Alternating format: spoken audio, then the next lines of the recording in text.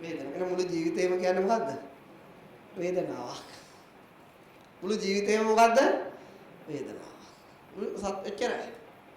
මුළු ජීවිතේම පැත්තකින් බැලුවොත් හිත ගොඩක්. තා පැත්තකින් බැලුවොත් වේදනාව ගොඩක්.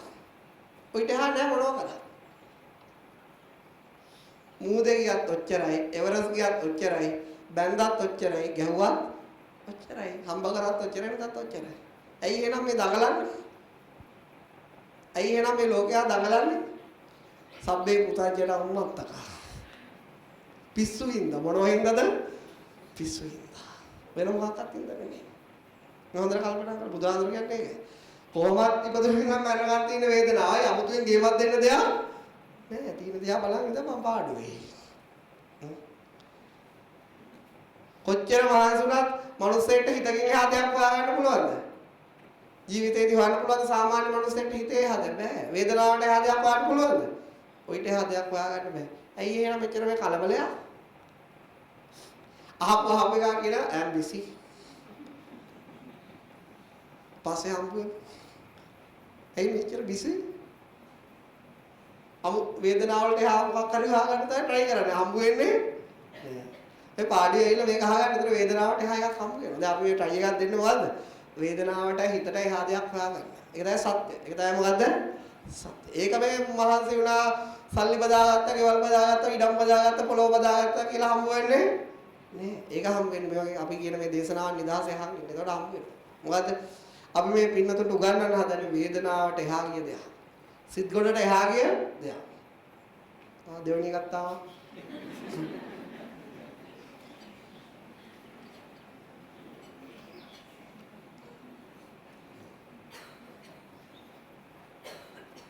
thank you.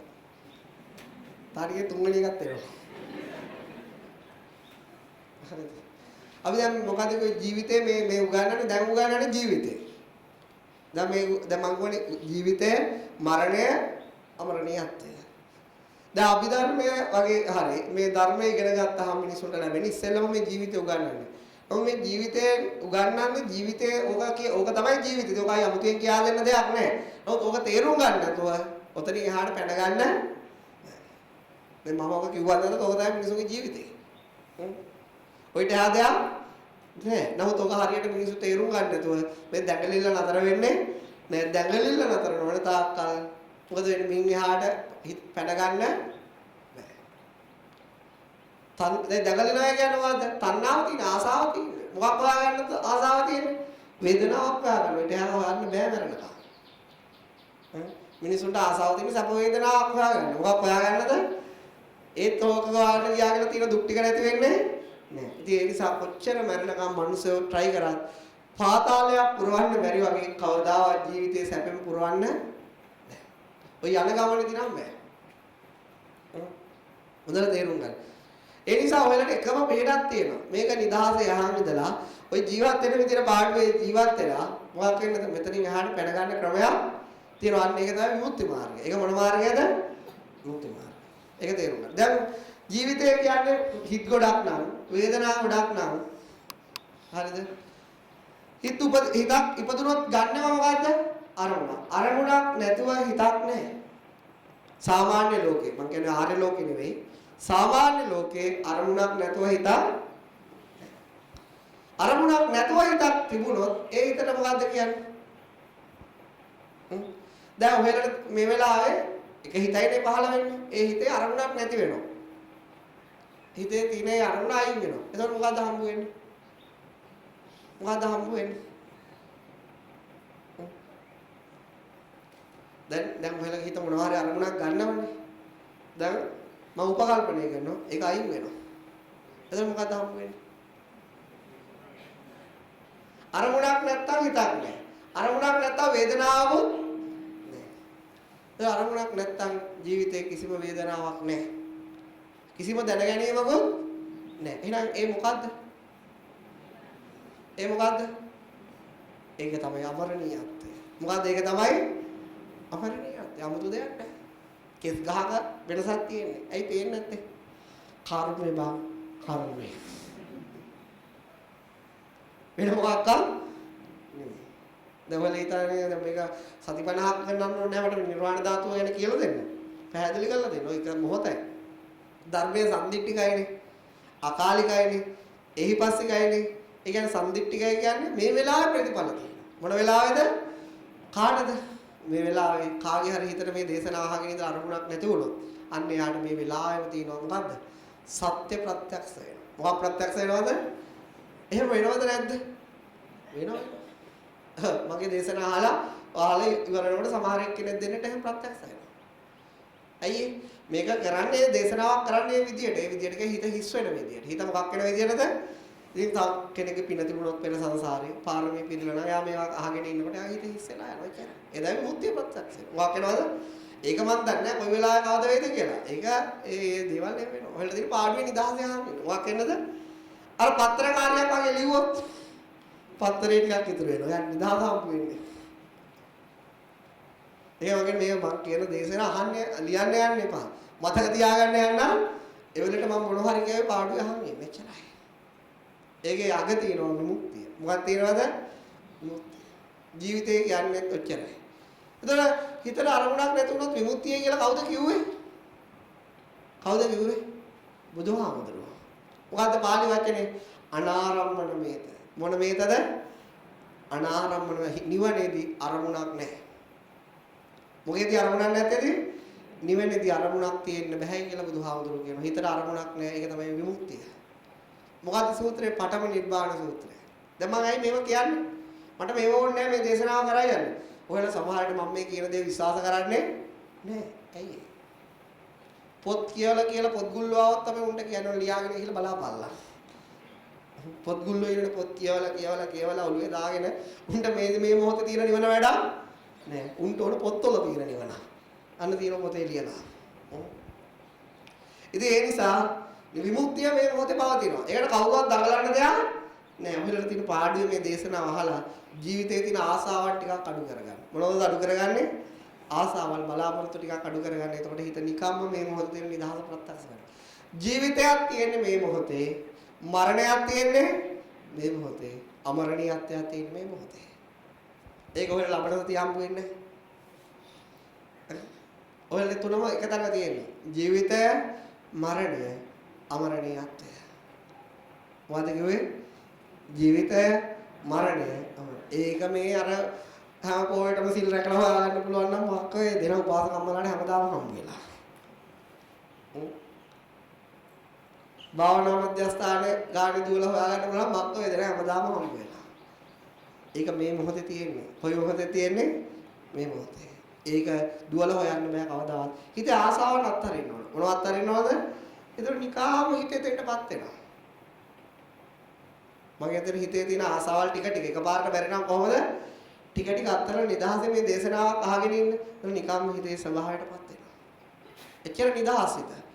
නැත්තම් මේක අභිධර්මයේ තමයි. මේක අවයි වසක්. මේක මොකද්ද? වසක්. මේක දැනුම පැත්තට ගියොත් මරණකම් හොයන්න දැනුම තියෙනවා. ඒ නිසා මේක වල නිදහස පැත්තට දාගන්න. මොන පැත්තටද? නිදහස පැත්තට. මේක උගන්වන්න පුළුවන් මේ චිත්ත කාණ්ඩය මරණකම්ම දැනුම හොයාගන්න. ක්වොන්ටම් ෆිසික්ස් කියලා විෂයක් තියෙනවා මේ ලෝකේ. ඒකේ කොච්චර නොලෙජ් එකක් තියෙනවද කියලා කියන්න බෑ. එච්චර විශාලයි. කවුරු හරි කියනවා ඇල්බර්ට් අයින්ස්ටයින් කියලා තියෙනවා කවුරු හරි කිව්වොත් කවදාද ක්වොන්ටම් ෆිසික්ස් මම ඔක්කොම දන්නවයි කියලා. අපිට කියනවා එයා කියලා තියෙනවා පොතක. ඔහෙලා හිතා ගන්න කියන එක මොකුත් දන්නේ නැහැ කියලා. ඒක එච්චරටම විශාලයි.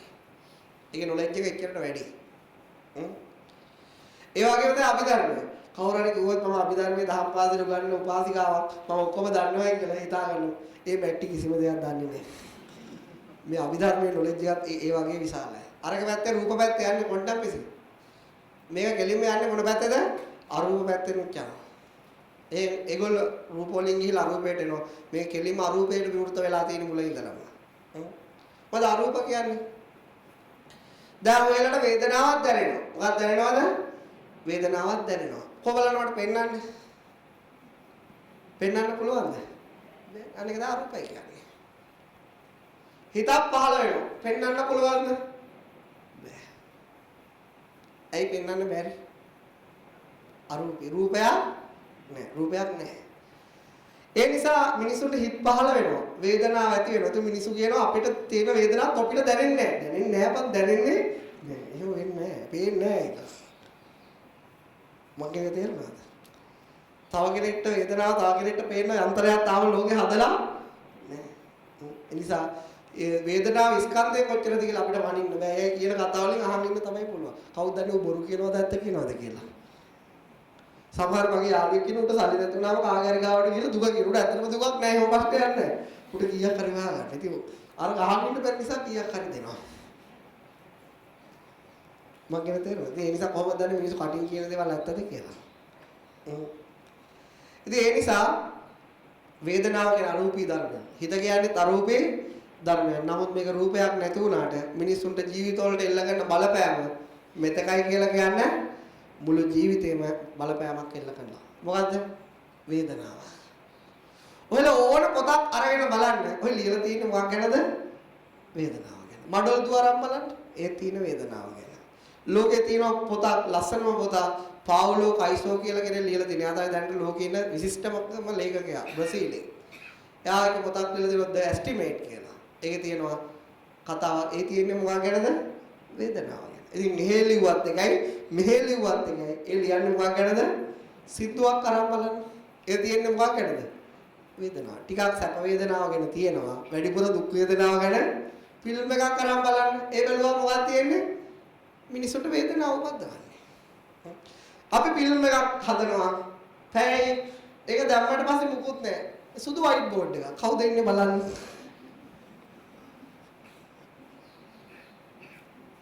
ඒත් බලන්න. ටිකට් එක රුපියල් අරක 500යි මේක 1000යි. ඇයි? සැප උපද්දවන්නෙත් නැහැ. පාඩු වේද බා. කවුද බලන්නේ? 60 පැනලා හොට බිම ඒක ආකිල දෙන්න තුන් දෙනෙක් නම් නෙවෙයි. එන්නේ නැතුව. දැන් අපි මේ ෆිල්ම් එකක් පෙන්නන්නේ. ඒක සුදු පාට වයිට් බෝඩ් එකක්. කී දෙනෙක් ටිකට් ගන්නේ දන්නේ නැහැ. ෆ්‍රී දුන්නොත් ඒ මොකක් නිකන් දුන්නොත් කමන්නේ නැහැ නේ කවුන් ගෙඩියක් වුණා. මගේ තේරුණාද? අපි පොතක් ලියනවා.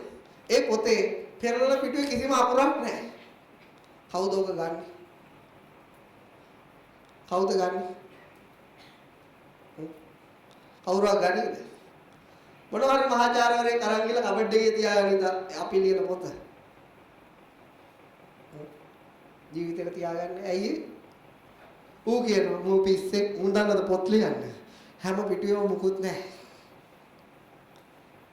කිසිම පිටුවක මුකුත් නැහැ. පිරෙන්න ලියලා තිබුණා. අන්න පොත්. තියෙන්නේ මොනව ගැනද? සැප ගැනයි දුක ගැනයි. පිරෙන්න තියෙන්නේ ඒකයි. මොකක් ගැනද තියෙන්නේ? සැප ගැනයි. ඊට එහා දේවල් පොත්වල ලියන්න බෑ. මධ්‍යස්ථ භාවය පොත්වල ලියන්න බෑ. මම කියන තේරුණාද? මධ්‍යස්ථ භාවය ගීතයකට නගන්න බෑ. ලේසි නෑ. හරි. අතන අද අපි එක පරමාර්ථ ධර්මයක් කතා කරා මොකද්ද? වේදනාව. ගිය සතියේ කතා කරේ හිත. බුදුහාමුදුරු වේදනාව උපමාවක් කරන දිය බුබුලකට. මොකටද උපමා කරන්නේ?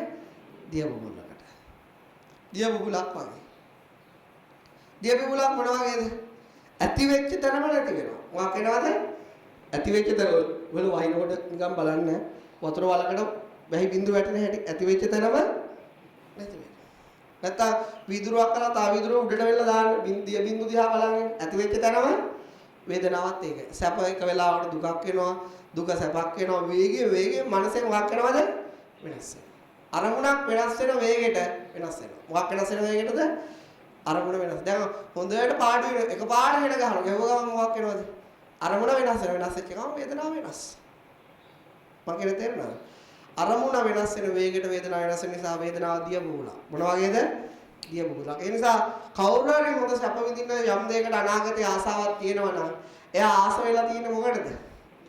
දිය බුබුලකට. මොකටද ආස වෙලා තියෙන්නේ? දිය බුබුලකට. දිය බුබුලක් එයාට හම්බුනොත් කොච්චර වෙලා තියෙනවද? බලන්න මිලි තප්පර ගාණක් තියෙවි. මොන තප්පර ගාණක්ද? දිය බුබුලක් තප්පරයක්වත් තියෙන්නේ. ඒ නිසා ඔයාලා ජීවිතේ අනාගතේ යමක් හරි ලබා ගන්නවා කියන්නේ සැප වේදනා ටිකක් උරුම කරගන්න තමයි ආසාව. ඒ කියන්නේ ඒක තමයි උරුමය. ඕගොල්ලන්ට ඒක හම්බුනොත් තියෙන්නේ මොන වෙලාවක්ද? දිය බුබුලක් වගේ වෙලාවක්. ඇයි මේ බුදුහාමුදුරේ උපමා අපිට දීලා තියෙන්නේ? පුළුවන් නම් ඒ උපමාව වේදනාවට ගලප ගන්න මිනිස්සු වේදනාවන් වලට තියෙන තණ්හාව ටික ටික අඩු කරනවා. දැන් මේ වේදනාව නිසාමයි මිනිස්සුන්ට ආසාව තියෙන්නේ. මොකක් නිසාද? දැන් නිකමට කල්පනා කරන්න හිත අරමුණක් ගන්න වෙලාවට ඇත්තටම වේදනාව කියන ධර්මතාවයක් උපදින්නේ නැත්තම් ජීවිතේ මොන වගේද? එහෙම උපකල්පනය කරොත් එහෙම වෙන්නේ නැහැ. මොන වගේද? හිත අරමුණක් ගන්න වෙලාවට හිත අරමුණු ගැනීම කරනවා. හැබැයි වේදනාව කියලා ධර්මතාවය උපදින්නේ නැත්තම් අපේ ජීවිතේ මොන වගේද? මෙලෝ රහක් නැහැ. ඔහෙදී විචරයි. කිසි මිනිස්සෙක් දඟලන්නේ අපේ දැන් මේ සියලු මුනේ ඉරියව් වෙනස් වීම බලාපොරොත්තු ඒ ඔක්කොම තියෙන වේදනාවක් එක්ක. ඒ නිසා බුදුහාමුදුරුවෝ පටිච්චසමුප්පාද විස්තරකට දානවා වේදනාව හේතු කරගෙනමයි මොකක්ද තියෙන්නේද? ආසාව පන්නගෙන. වේදනාව පත්‍ය තණ්හා. මොකද්ද? වේදනාව නිසාමයි තණ්හාව. ඒ නිසා බුදුහාමුදුරුවෝ වේදනාව නිසානේ තණ්හාව තියෙන්නේ. නිසා වේදනාව විදියට දිහා යථාර්ථවාදීව බලපන්. මොකද යථාර්ථය උඹට වේදනාව උපදිනොත් ඕක දිය බුබුලක් වගේ ඕක වැඩි වෙලා තියෙන දෙයක් නෙවෙයි. ඒ නිසා වේදනාව උපදින එක අපිට නතර කරන්න බෑ. වේදනාව අවබෝධ කරගත්තොත් ආසාව අත්හරින්න පුළුවන්. මොකක් කරන්න පුළුවන්ද? උපන්දාපටම මරණකම්ම මිනිස්සෙගේ වේදනාව නතර කරන්න බෑ. නමුත් මේ වේදනාව කියන ධර්මතාවය තේරුම් ගත්තොත්, අවබෝධ කරගත්තොත්, අයිඩෙන්ටිෆයි කරගත්තොත්, ඒක හඳුනාගත්තොත් මොකක් කරන්න පුළුවන්ද? මොකක් කරන්න පුළුවන්ද? ආසාව කියන එක අත්හරින්න පුළුවන්. මොකද ආසාව අත්හරින්න තියෙන දෙයක්. ආසාව අත්හරින්න බෑ වේදනාව කියන එක අඳුරාගන්නේ නැතුව. දැන් මිනිස්සු මෙච්චර ආසාව වෙලී පැටලිලා ඉන්න මේ ලෝකයක්ම මොකද්ද? වේදනාව හරියට තේරුම් ගන්න බැරුව. වේදනාව తాවකාලිකයි කියලා ගොඩාක් තේරුම් ගන්න ඒ මිනිස්සු ටික ටික දේවල් වලට තියෙන තණ්හාව මොකක් කරනවද? මනසින් අත්හැර ගන්නවා. මොකක් කර ගන්නවද? මනසින් අත්හැර. මිනිසුන්ට හරිද? එතකොට දැන් ඉවර වෙයි. කමන්නේ දාලා දෙන්න. හරි. ඒ නිසා වේදනාව කියන එක හොඳට තේරුම් ගන්න තියෙන දෙයක්. ජීවිත අවබෝධයට. හරි. ලබන සතියේ නැහැ. ඊළඟ සතියේ තියෙනවා මොකද්ද? නැවත මේක තියෙනවා ඊළඟ සතියේ සංඥාව. මොකද්ද? සංඥාව. ඒ කියන්නේ මෙයා ලස්සන ධර්මතාවයක් තමයි සංඥාව. මුළු ජීවිතේම හොල්මන් කරන්නේ කවුද? සංඥාව. අපේ මුළු ජීවිතේම හොල්මන තමයි සංඥාව. වේදනාව කියන එකට වඩා ලේසි සංඥාව කියන එක තේරුම් ගන්න. හැබැයි තේරුම් ගත්තොත් ගොඩේ ගොඩ. තේරුම් ගත්තේ නැත්තම් අබසරණයි. වෙන මොකුත් වෙන්නේ නැහැ.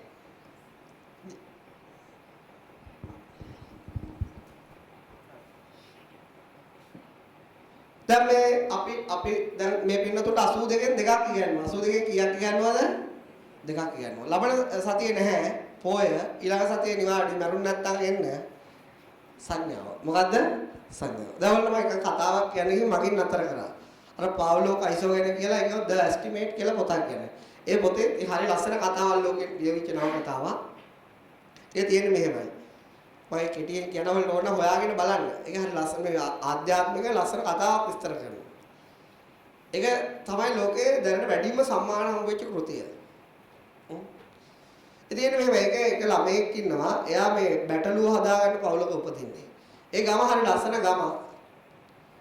ඒ ගමට එනවා මේ සංචාරකයෝ. කවුද එක එක රටවල් වලින් එනවා. එතන කිලෝමීටර් 3000 දුර පිරමීඩ තියෙනවා. මොනවද තියෙනවද? පිරමීඩ තියෙනවා. එතන පිරමීඩ වලට යන්නේ ඒ 3000ම කාන්තාරයක් තරණය කරනවා. මොකක්ද තරණය කරන්න ඕනද? කාන්තාර. මම මේ කෙටියෙන් කියන්නේ. එතන මේ ළමයා නිකන් ඔහේ ජීවත් වෙන තාත්තා සංචාරකයෝත් එහෙම එක ඒවා දේවල් කියා දීලා තමයි ජීවත් කරන්නේ. ඊට අමතරව බැටළුව බලා ගන්නවා. මොනව බලා ගන්නවද? බැටළුව. ඊට දවසක් මේ ළමයා රෑ හීනයක් දකින්නවා. ඒ හීන තියෙන්නේ මෙහෙමයි. මොකද්ද? මහ විශාල නිදානයක් එයා වෙනුවෙන් පිරමීඩ් ගාව වලලා දාලා තියෙනවා. මොකක්ද කොහෙද තියෙන්නේ? පිරමීඩ් වල ආසන්නේ වල දාලා. මේගොල්ලෝ දුප්පත් මේගොල්ලෝ කවදාවත් එච්චර දුරක් යන්න විදියක් නෑ. කාන්තාරේ තරණය කරන විශාල මුදලක් ඕන. මෙයා මේ හීනය දැන් කීප විටක් දකිනවා ජීවිතේ. එතකොට මෙයා හිතනවා මගේ උරුමය පිරමීඩ් ගාව තියෙනවා. හරිද? ඊට පස්සේ මෙයා නිතරම ඒ ගැන හිතනවා. හිතලා තාත්තට ඒ ගැන කියන්නේ තාත්තට මෙයා කියනවා මට පිරමීඩ් වලට යන්න ක්‍රමයක් නැද්ද? මීට වඩා ලස්සනයි හේ. එයා කියනවා නිතරම මෙහිට වඩා ලස්සනයි කොහෙද? තාත්තා කියනවා පුතේ උඹ ඉන්නේ ලෝකේ ලස්සනම ගමේ. උඹ ඉන්නේ කොහෙද? ඒකයි මෙච්චර මේ සංචාරකේ ඉන්නේ. උඹේ උරුමේ මෙහෙ. උඹ මෙහෙට වෙලා ඉඳපන්. කොහෙවත් යන්න හිතන්න බලපන් මෙච්චර සංචාරක වෙන්න මේක ලෝකේ ලස්සනම ගම නිසා. ලස්සනම තරම නිසා උඹේ උරුමේ තියෙන්නේ මෙහෙ. කොහෙවත් යන්න. තාත්තා නිතර ඔක කියනවා මූට අල්ලන්නම නැහැ. එයා ටික හැදිලා වැඩිලා එනකොට බැටළුව රජ්‍යෝග බලා ගන්න යනකොට මම මෙයා හිතනවා ගෙදරට කොට ඔකේ මේ බැටළුවත් අරගෙන යනවා. ඊළඟ දාම යනකොට බැටළුව විකුණනවා. බැටළුව මොකක් කරනවද? විකුණනවා. දැන් මෙයාට තේරෙන්නේ නැහැ මග යන භාෂාවල් දන්නේ නැහැ. ඒ අතර තියෙන දූපත්වල ගෝත්‍රිකයෝ ඉන්නවා. ඒ කතා කරන භාෂා කිසි දෙයක් එයා දන්නේ නැහැ. විකුණලා ඉවරනකොට මොකද වෙන්නේ? මෙයා ඒකට ගමනට අවශ්‍ය සමහර ආයුධයක් ඒ දේවල් ගන්න බැටළුව ටිකක් තියාගන්න. ගෑම් බීම ටිකක් ගන්න සල්ලි තියාගන්න. ඊට මෙයාට මොකද කරන්නේ? තාටුවරටත් දුරටත් යනකොට බැටළුවොත් එක මේ ගමන යන්නත් බෑ. ඒ කාන්තාරේ ඊතර කරන ඔටුව පිට එකයි යන කට්ටිය ඉන්නවා. ඒගොල්ලන්ට දෙන්න සල්ලිත් නැහැ. මොකද බැටළුව ඔක්කොම විකුණනවා නගරයකදී. විකුණලා එක්කෙනෙක් විශ්වාස කරනවා. ඒක මිනිස්සෙක් විශ්වාස කරගෙන එයා හරහා තමයි විකුණන්නේ. ඒ ගමනට අවශ්‍ය දේවල් ටිකක් ගන්න කියලා මෙයා කොච්චර විශ්වාස දෙනවනම් විකුණුවට පස්සේ සල්ලි ටික අර යාළුවටම ඒ විකුණපු කෙනා මගදී හම්බ වෙච්ච යාළුවටම තියාගන්න දෙනවා. මෙයා එකපාරට කොහෙද යනවද ඒ අරන් එන්න. ගියාට පස්සේ කවදාවත් එන්නේ නැහැ. හරිද? දැන් මෙයාට මොකද නර කහන්තාර යන්න සල්ලි නෑ. ඊට පස්සේ මිනිහා අවුරුදු ගාණක් අර නගරේ හොටල් එකක වැඩ කරනවා. කොහෙ යන්න ආසාවෙන්ද? පිරමීඩ් බලන්න නිදානේ ගන්න යන්න තියෙන ආසාවට. හරිද? කිලෝමීටර් 3000ක් දුර ඒ නගරයක වැඩ කරනවා. කරනකොට මෙයාට එක භාෂාවල් ඉගෙන ගන්න හම්බ වෙනවා. ඒක මෙයා ඊට පස්සේ බලන්න මෙයාගේ අර කඩේ ඉන්න එක නෙවෙයි. ඒ කඩේ මෙයා දියුණු කරනවා. සෑහෙන විප්ලවයක් කරන අන්තිමට මේ ඒක අයිතිකාරය කඩේ ගන්න ලියලා දෙන ගානට එයාගේ සල්ලි අරගෙන ඕනේ එයාට ඕනේ මේක යන්න. ආයෙත් මගදී යනකොට ආයෙත් ඒක යුද්ධ වලට අහු වෙනවා. අවුරුදු 7කට 8කට විතර පස්සේ මෙයා පහට ළඟ වෙනවද? ඒ පිරමීඩ් වලට ළඟ වෙනවා. ළඟ වුණාම මෙයාට සලකුණක් නැහැ තියෙන තැන. මෙයා දැන් අර හීනේ මතක් කරගෙන හොයනවා. උදේ මේක තම ගොඩාක් කෙටියෙන් කියන්නේ මේක තව ගොඩාක් චරිත හම්බ වෙනවා මගදී. ඔයගොල්ලෝගේ ජීවිතේ හම්බ වෙච්ච වගේ මේක එක මිනිස්සු. හරිද? ඊට පස්සේ මෙයා ඒ තන හොයලා හරන්න යනකොට ඒ එක එනවා හොරු කණ්ඩායම. මොන කණ්ඩායමක් එනවද? මූට ගහනවා යට මුංගට වෙන්න. ගහලා කියනවා දාලා යනකොට කියනවා හොරා කියනවා මම හීනයක් දැක්ක ඊරෑ. ඒකේ ඒ නිදානේ තියෙන්නේ මෙයාගේ ගම ගැන කියන්නේ. මොකක් ගැනද කියන්නේ? ගම ගැන මෙයාගේ ගෙදර ගැන මේ කියන්නේ. අන්න එයාට මතක් වෙනවා තාත්තා කිව්ව කතාව. මොකද්ද? උඹේ උරුමේ තියෙන මේ ගමේ මෙතන මේක දාලා කොහෙවත් යන්න පාඩුවේ ඉඳපන්. දැන් මෙයාට දැකයි කොහෙ යන්නද ඕන? හිටපු තැනට යන්න. දැන් අර යා හොරකාර අමුතු කතාවක් ඔයා වෙන කෙනෙක්ට කිව්වේ යාගේ කවම එයා සම්පූර්ණ යා ගම ගැන. හොරාව හිතාගෙන ඉන්නේ ගමට යන්න. උඩ යන්න බෑ ඇත්තට දුර වැඩි. මොකද තේරුණාද? ඊට පස්සේ ආයෙත් අවුරුදු